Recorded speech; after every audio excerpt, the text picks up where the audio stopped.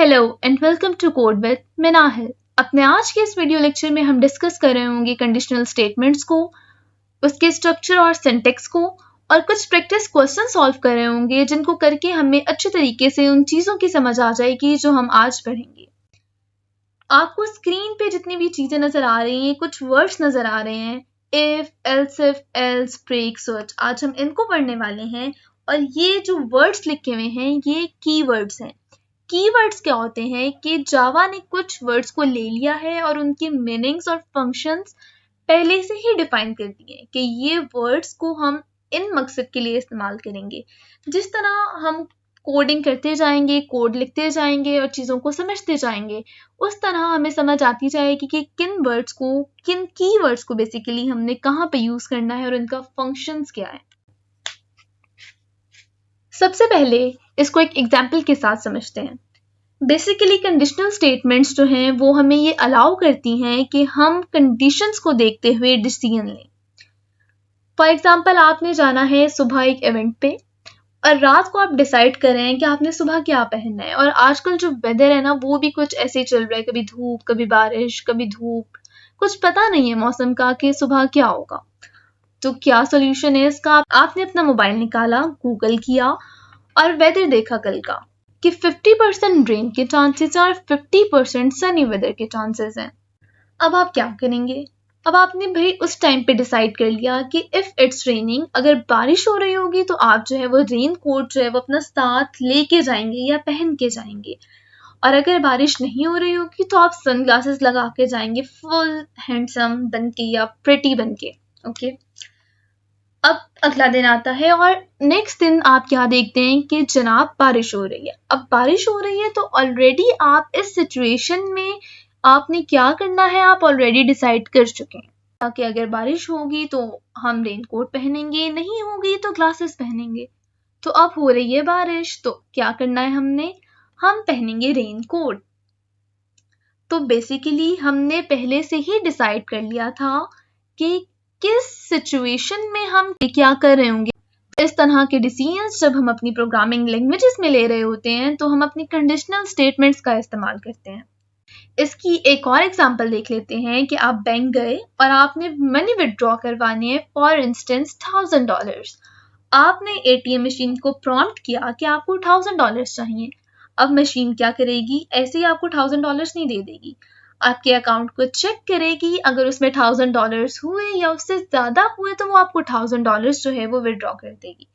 नहीं हुए तो आपको सामने स्क्रीन पे एरर मैसेज जो है वो नजर आ रहा होगा कि your account has insufficient balance, आपके अकाउंट में इतना बैलेंस नहीं है जितना आप विड्रॉ करवा रहे हैं। तो देखिए यहाँ पे भी कंडीशन चेक हो रही है कि अगर आपके अकाउंट में जितना आपने बैलेंस बताया है उतना है या उससे ज्यादा है तो आपको पैसे मिल जाएंगे। बट इफ नहीं है तो आपको एक एरर मैसेज नजर आ रहा होगा। इसी तरह प्रोग्रामिंग में जो है वो आपकी conditional statements, if else statements जो है वो काम कर रही होती हैं। इसका स्ट्रक्चर कुछ इस तरीके से होता है कि सबसे पहले हम लिखते हैं इफ का कीवर्ड, उसके बाद 2 पैरेंथेसिस लगाएंगे और इसके बीच में हम अपनी कंडीशन लिख रहे होंगे जिसको हमने चेक करना होगा। अगर तो आपकी कंडीशन ट्रू होगी तो आपका जितना भी कोड इस ब्लॉक के अंदर आपने लिखा हुआ है वो एग्जीक्यूट हो जाएगा। यहाँ पे देखें पैरेंथेसिस के बाद आपको ये 2 ब्रैकेट्स नजर आ रही हैं, बेसिकली कर्ली ब्रेसेस। तो ये आपकी इफ स्टेटमेंट का स्कोप है, ये इफ स्टेटमेंट का ब्लॉक है आपकी।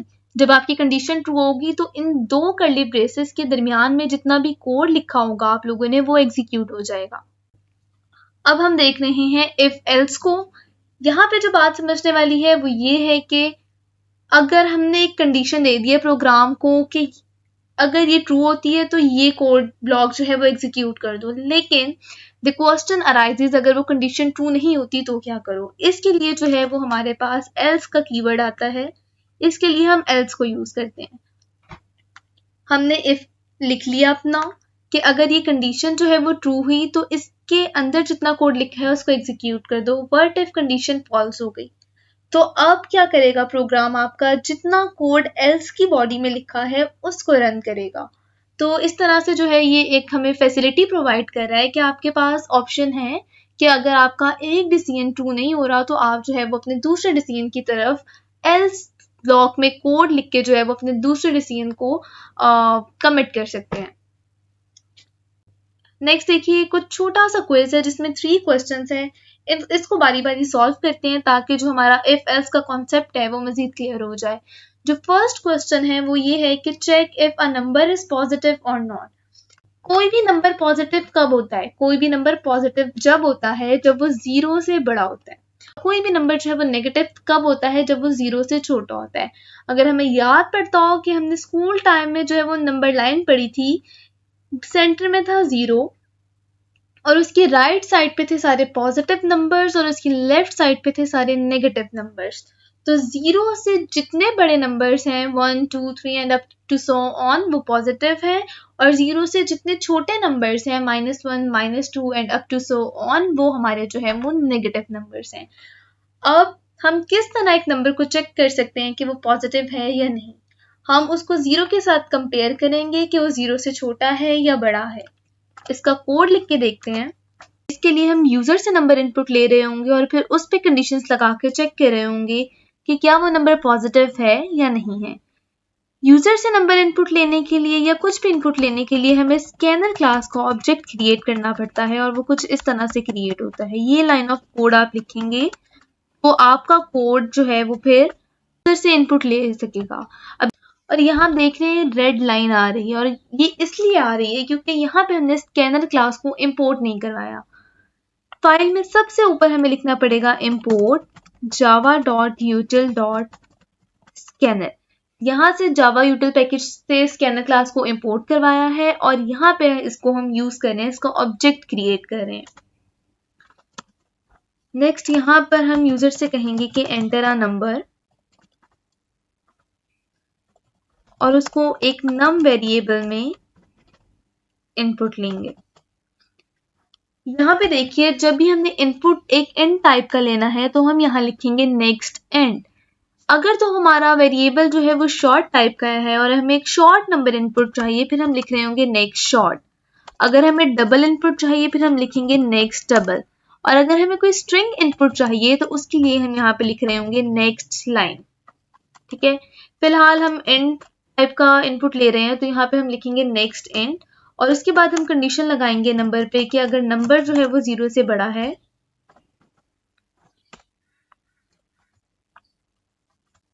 फिर प्रिंट करवा दें कि नंबर इज पॉजिटिव,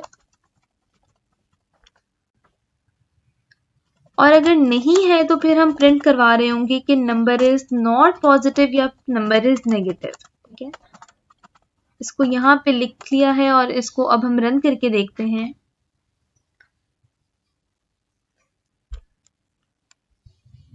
यहाँ पे नंबर इनपुट किया 8 और नंबर इज पॉजिटिव। इसको एक नेगेटिव नंबर के लिए भी इनपुट लेके देख लेते हैं। इसका -8 एंटर किया तो ये देखिए नंबर इज नॉट पॉजिटिव। अब चलते हैं अपने नेक्स्ट क्वेश्चन की तरफ, जो कि है check if a user is adult और नॉट। जब हम 18 के हो जाते हैं तो हम ऑफिशियली एडल्ट हो जाते हैं, फिर हमें CNIC भी मिल जाता है, पूरी नेशनैलिटी मिल जाती है। उससे पहले जब हम 18 से कम एज होती है तो फिर हमारे पास जो है वो बी फॉर्म होता है, लेकिन जब हम 18 के होते हैं तो पूरा हमें CNIC मिल जाता है। और अब हम इस कोड को कैसे लिख रहे होंगे, हम यूजर की एज पे कंडीशन लगा रहे होंगे कि अगर तो यूजर 18 है या 18 प्लस है या 18 का है तो वो एडल्ट है, और अगर नहीं है तो वो अभी एडल्ट नहीं है। ठीक है, तो इसका कोड लिख के देखते हैं। अब हम जहां पे हम यूजर से कहेंगे कि एंटर एज, और वो फिर जो भी एज एंटर करेगा अब हम उस पर कंडीशन लगाएंगे कि if age is greater than and equal to 18, हम प्रिंट करवा रहे होंगे कि यू आर एन एडल्ट, और यहाँ पे हमने वेरिएबल का नेम नहीं चेंज किया, यहाँ पे इसको कर लेते हैं एज, और वरना हम प्रिंट करवा रहे होंगे you are not an adult. इसको रन करके देख लेते हैं एक दफा।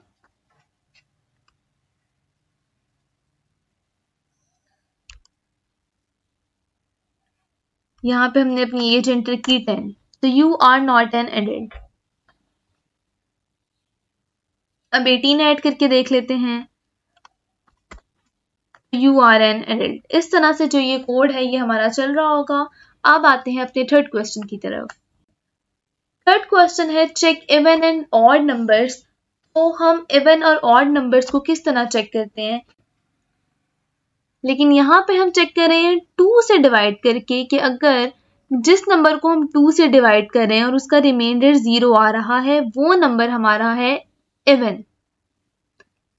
और अगर हम किसी ऐसे नंबर को डिवाइड कर रहे हैं 2 से जो ऑड है तो उसका रिमाइंडर जो है वो हमारे पास आ रहा होगा 1। अब प्रोग्रामिंग में हम रिमाइंडर किस तरह कैलकुलेट करते हैं, प्रोग्रामिंग में हम रिमाइंडर कैलकुलेट कर रहे होते हैं अपने मॉड ऑपरेटर से जो है परसेंटेज का साइन। अगर मैं यहाँ पे लिखूं 10 mod 2 तो जो मेरा आंसर आएगा वो होगा 0। तो अब इस आंसर पे मैं कंडीशन लगाऊंगी कि अगर आंसर 0 आए तो ये नंबर जो है वो इवन है, अगर आंसर 0 नहीं है तो मतलब जो नंबर इनपुट दिया है यूजर ने वो एक ऑड नंबर है। इसका कोड लिख के देखते हैं। यहाँ पे देखिए, अगर तो नंबर को हम मॉड करें 2 से, अब नंबर को 2 से मॉड करेंगे तो इसका रिमाइंडर आ जाएगा। नेक्स्ट देखिए इक्वल इक्वल्स टू 0, अगर तो 0 के बराबर है वो नंबर हमारा होगा इवन, वरना वो नंबर होगा ऑड। ठीक है, यहाँ पे 2 इक्वल्स क्यों लगाए हैं, ये हम ऑपरेटर्स में पढ़ कर आ रहे हैं कि जहां पे हमने इक्वालिटी चेक करनी हो वहां पे हम 2 इक्वल्स लगाते हैं, और जहां पे हमने किसी वेरिएबल को कोई वैल्यू असाइन करनी हो वहां पे हम सिंगल इक्वल का साइन लगाते हैं। तो जब भी हमने प्रोग्रामिंग में इक्वालिटी चेक करनी है हम 2 इक्वल के साइन जो है वो इकट्ठे लगा रहे होंगे। यहाँ पे देखिए, इसको रन करके देखते हैं। नंबर एंटर किया मैंने 5, तो नंबर हमारा 5 जो है वो ऑड है। ये सिर्फ 1 से लेके 9 या 20 100 तक नहीं चेक करेगा आपका कोड। इसको मैं जितना मर्जी बड़ा नंबर दे दूं ये मुझे बता देगा कि वो नंबर ऑड है कि इवन। फॉर एग्जांपल यहाँ पे मैंने एंटर किया 200354, तो उसने मुझे बता दिया कि ये नंबर जो है वो इवन है। यहाँ पे छोटी सी लॉजिक थी ये कि अगर हम रिमाइंडर को ही चेक कर लें कि वो 0 है या 1 है तो हम पता लगा सकते हैं अपने नंबर का कि वो इवन है या ऑड है। नेक्स्ट हम चलते हैं अपनी एल्स इफ स्टेटमेंट्स की तरफ। यहाँ पे हम मल्टीपल कंडीशंस को चेक कर रहे होते हैं। अगर हमारी एक कंडीशन जो है वो ट्रू नहीं है और हमने किसी और कंडीशन को चेक करना है तो उस सूरत में हम एल्स इफ को इस्तेमाल कर रहे होते हैं। ये एल्स इफ का बेसिक स्ट्रक्चर है और यहाँ पे इफ के बाद पैरेंथेसिस आनी थी जिसमें हम कंडीशन लिखेंगे, उसके बाद कर्ली ब्रेसेस आनी थी। इसकी एग्जांपल जो है वो हम अपने रिजल्ट कार्ड से ले लेते हैं। जिसके 90% से ऊपर नंबर है उसको हम असाइन करेंगे ए ग्रेड, जिसके 80% से ऊपर नंबर है उसको हम असाइन करेंगे बी ग्रेड, जिसके 70% से ऊपर नंबर है उसको हम असाइन कर रहे होंगे सी ग्रेड। तो यहाँ पे हम कंडीशंस लगा के चेक कर सकते हैं कि अगर मार्क्स जो है वो 90% है तो स्टूडेंट को ए ग्रेड असाइन कर दो। फिर एल्स इफ अगर 90 नहीं है 80 है तो उसको हम यहाँ पे कंडीशन को चेक कर रहे होंगे कि अगर उसके मार्क्स स्टूडेंट के 80% हैं तो उस स्टूडेंट को ग्रेड बी असाइन कर दें, और ना 90 मार्क्स हैं ना 80 हैं ना 70 हैं तो फिर जो ग्रेड असाइन करना है वहां पे उसको फेल असाइन करना है तो वो हम एल्स के ब्लॉक में लिख रहे होंगे।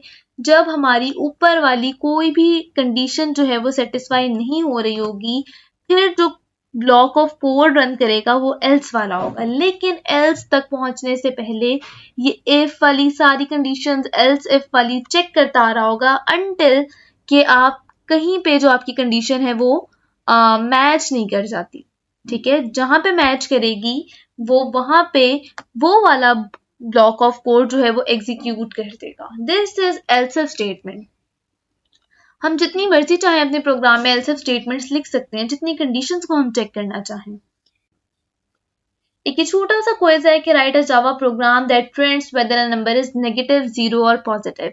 यहाँ पे देखिए, जब अभी थोड़ी देर पहले हमने अपने पॉजिटिव नंबर को प्रिंट करवाया था हम चेक कर रहे थे कि नंबर पॉजिटिव है या नहीं, तो सिर्फ हमने एक इफ की स्टेटमेंट लिखी थी। लेकिन यहाँ पे कंडीशंस हो गई हैं ज्यादा यहाँ पे हम नेगेटिव नंबर भी हमें बताना होगा और हमें ये भी बताना होगा कि नंबर 0 है कि नहीं, और फिर पॉजिटिव नंबर का बताना होगा। तो एक दफा इसका कोड लिख के देख लेते हैं और उससे पहले थोड़ा सा इसको समझ लेते हैं कि कोई भी नंबर 0 से अगर बड़ा है तो वो पॉजिटिव है, कोई भी नंबर अगर 0 से छोटा है तो वो नेगेटिव है। और 0 को कैसे चेक करेंगे? 0 को हम चेक करेंगे इक्वल टू के ऑपरेशन से, कि अगर तो 0 इक्वल टू है 0 के, तो फिर हम प्रिंट करवा रहे होंगे कि नंबर इज 0।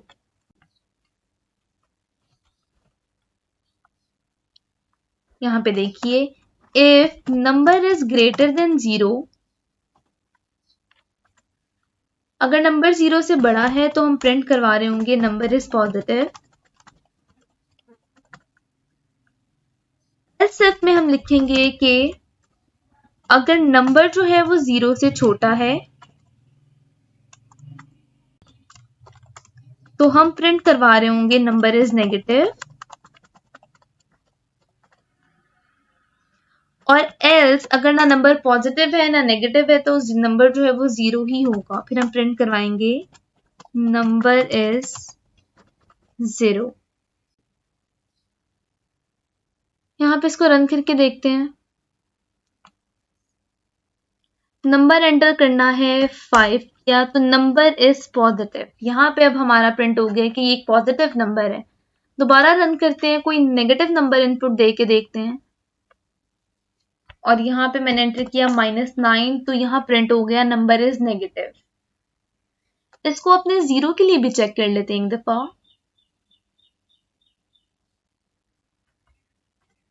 यहाँ प्रिंट हो गया नंबर इज 0। तो इस तरह जो है वो हमारी इफ एल्स स्टेटमेंट जो है वो काम कर रही होती है।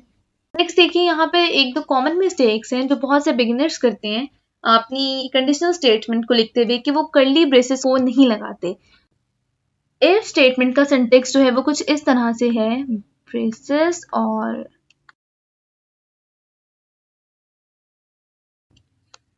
यहाँ पे हम लिखते हैं अपनी कंडीशन, और ये कर्ली ब्रेसेस के अंदर जितना भी कोड है, अगर कंडीशन ट्रू होगी तो एग्जीक्यूट हो जाएगा। लेकिन क्या कॉन्सिक्वेंसेस हो सकते हैं अगर आप ये कर्ली ब्रेसेस ना लगाएं? अगर आप कर्ली ब्रेसेस नहीं लगाते हैं तो होगा ये कि सिर्फ पहली लाइन ही एग्जीक्यूट होगी, आपके कोड की बाकी वो इफ की बॉडी में कंसीडर नहीं होगा। तो ये हमेशा से ही आदत डाल लें यहाँ पे, इफ एल्स इफ के बाहर जो है वो कर्ली ब्रेसेस लगाने की एक बहुत अच्छी अप्रोच है, और एक अच्छे प्रोग्रामर की निशानी यही है कि वो प्रॉपरली जो है वो अपने कोड को लिखे। नेक्स्ट है असाइनमेंट इंस्टेड ऑफ इक्वालिटी। यहाँ पे देखिए, मैंने भी आपको थोड़ी देर पहले भी बताया कि जब भी हमने इक्वालिटी चेक करनी होती है तो हम दो इक्वल्स के साइन लगाते हैं। तो कंडीशन में जब भी आपने इक्वालिटी चेक करनी है तो आप दो साइंस लगा रहे होंगे, और जब भी किसी वेरिएबल को कोई वैल्यू असाइन करनी है तो फिर हम एक इक्वल लगा रहे होंगे। That's it. आगे बढ़ते हैं अपनी स्विच स्टेटमेंट्स की तरफ। ये बहुत ही कोई मजेदार सा टॉपिक है, बिल्कुल उसी तरह जिस तरह आपके घरों में, आपके रूम्स में स्विच बोर्ड लगा होता है और उसके अंदर डिफरेंट स्विच होते हैं, और हर स्विच का अलग अलग पर्पस होता है कि इस स्विच को ऑन करेंगे तो ये वाली लाइट ऑन होगी, सेकेंड स्विच को ऑन करेंगे तो वो वाली लाइट ऑन होगी, थर्ड स्विच से फैन ऑन हो रहा है, फोर्थ स्विच से आपकी एलईडी ऑन हो रही है। हर स्विच का पर्पस जो है वो अलग अलग है। इसी तरह प्रोग्रामिंग लैंग्वेजेस में स्विच स्टेटमेंट जो है वो उसका यही काम है कि जिस स्विच को प्रेस करेंगे हम, उसका जो फंक्शन है सिर्फ वही एग्जीक्यूट होगा। अगर यहाँ पे कुछ ग्रीटिंग्स लिखी हुई हैं, इसको अगर हम देखें तो ये डिफरेंट लैंग्वेजेस में कुछ ग्रीटिंग्स हैं, चाओ, हेलो, बॉन्जर, हॉला। तो अब मैंने इन ग्रीटिंग्स को प्रिंट करवाना है, तो मैं क्या करूंगी? फॉर एग्जाम्पल मैंने इस थर्ड ग्रीटिंग को अपनी स्क्रीन पे प्रिंट करवाना है, तो मैं क्या करूंगी? ये स्विचेस बने हुए हैं, मैं इस थर्ड स्विच को प्रेस कर दूंगी। अब मैंने इस थर्ड स्विच को प्रेस किया तो क्या हुआ? मेरी आउटपुट स्क्रीन पे प्रिंट हो गया बॉन्जोर। अगर मैं सेकेंड स्विच को प्रेस करती तो मेरी आउटपुट स्क्रीन पे प्रिंट हो जाता हेलो। इसी तरह जो है वो स्विचेस काम करते हैं। स्विच स्टेटमेंट का स्ट्रक्चर कुछ इस तरीके से है। पहले आप लिखेंगे स्विच, ये कीवर्ड है, उसके बाद यहाँ पे आपका वेरिएबल आएगा जिस पे आपने चेक करनी होगी अपनी कंडीशन। उसके बाद ये केसेस डिफाइन करेंगे आप कि अगर ये केस ट्रू हुआ तो ये ब्लॉक ऑफ कोड रन करेगा और उसके बाद वहां से आपका स्टेटमेंट जो है वो हो जाएगी ब्रेक। ब्रेक बेसिकली क्या है, जिस तरह गाड़ी की ब्रेक हम लगाते हैं तो स्टॉप हो जाती है वो वहीं पे बिल्कुल, इसी तरह जब आपका कंपाइलर पहुंचेगा ब्रेक स्टेटमेंट पे तो वो यहाँ पे स्टॉप हो जाएगा और अपने स्विच की बॉडी से निकल आएगा बाहर, पूरे स्विच की बॉडी से वो निकल आएगा बाहर। इसको हम देखते हैं कि अगर केस 1 आपने यूजर से कोई भी नंबर इनपुट लिया और अगर उसने इनपुट किया 1 तो आप प्रिंट करवा देंगे 1, अगर उसने इनपुट दिया 2 तो आप प्रिंट करवा रहे होंगे 2, अगर उसने इन दोनों में से कुछ भी नहीं एंटर किया तो उस चीज को हैंडल करने के लिए हमारे पास है डिफॉल्ट।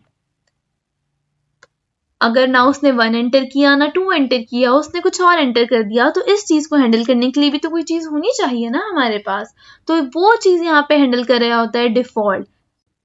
यहाँ पे फिर कुछ भी प्रिंट करवा दें कि एंटर वैलिड नंबर या जो आपने नंबर एंटर किया है वो इनवैलिड है। यहाँ पे हम वेरिएबल किसी भी डेटा टाइप का हो सकता है, स्ट्रिंग, इंट, कुछ भी। यहाँ पे जो लिखा हुआ है 1 2, यहाँ पे आप अपनी कंडीशंस चेंज कर सकते हैं।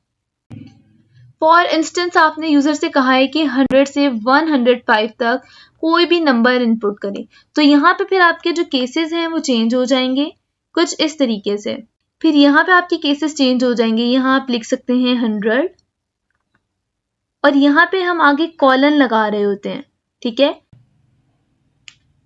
यहाँ 2 की जगह जो है वो हम 1 और 2 लिख सकते हैं और इस केस को चेक कर रहे होंगे। अगर इसमें से 1 और 2 वाली कंडीशन करेक्ट हो गई है, मतलब ट्रू हो गई है, तो फिर ये वाला कोड ब्लॉक आपका एग्जीक्यूट होगा और इसके बाद कंपाइलर जब आपका ब्रेक स्टेटमेंट पे आएगा तो वो इस पूरी स्विच की बॉडी से निकल आएगा बाहर। होप सो इसकी अच्छी तरीके से आप लोगों को समझ आ गई होगी। अगर अभी भी नहीं आई तो थोड़ा सा प्लेबैक कीजिए और एक दफा इसको दोबारा देख लीजिए। अब ये जो हमने एग्जांपल पढ़ी थी स्विचेस वाली कि कौन से स्विच को प्रेस करने से कौन सी ग्रीटिंग प्रिंट होगी, इसको कोड करके देख लेते हैं एक दफा जल्दी से। इस सब को मैं कर देती हूँ रिमूव और यहाँ पे हम यूजर से ले रहे होंगे बटन नंबर कि उसने कौन सा बटन जो है वो प्रेस करना है।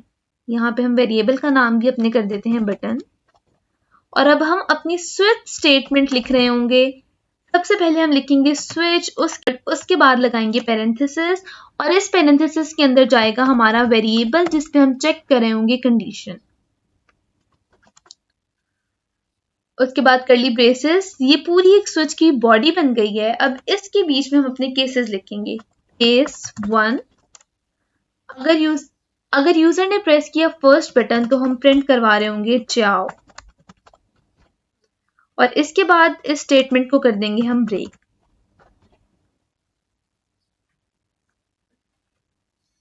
नेक्स्ट केस डिफाइन करते हैं केस 2। अगर यूजर ने प्रेस किया बटन नंबर 2 तो हम प्रिंट करवा रहे होंगे हेलो और इसके बाद इस स्टेटमेंट को भी कर देंगे ब्रेक। नेक्स्ट हम अपना डिफाइन करेंगे केस 3। इस केस में हम प्रिंट करवा रहे होंगे बॉन्जोर, इसको कर देंगे ब्रेक। नेक्स्ट डिफाइन करेंगे केस 4 और इसमें हम प्रिंट करवा रहे होंगे होला और फिर इसको भी कर देंगे ब्रेक। और फिर हम अपना डिफॉल्ट केस डिफाइन कर रहे होंगे कि अगर इसमें से कुछ भी यूजर ने एंटर नहीं किया तो फिर हम प्रिंट करवा देते हैं कि invalid button pressed, wrong button press. और यहाँ पे हम यूजर को रिस्ट्रिक्ट भी कर देते हैं कि enter button number between 1 and 4 कि 1 और 4 के बीच में ही जो है बटन प्रेस कर सकते हैं। यहाँ देखिए हम थर्ड बटन को प्रेस किया एंटर, यहाँ भी प्रिंट हो रहा है हमारा बॉन्जोर। इस तरह जो है वो स्विच स्टेटमेंट काम करती है। आज हमने पढ़ा if, else if and switch statement के बारे में। होप सो बहुत अच्छे तरीके से आपने इसको समझा होगा और आपको समझ आई होगी। अब हम मिलते हैं अपने नेक्स्ट वीडियो लेक्चर में। टिल देन अल्लाह हाफिज।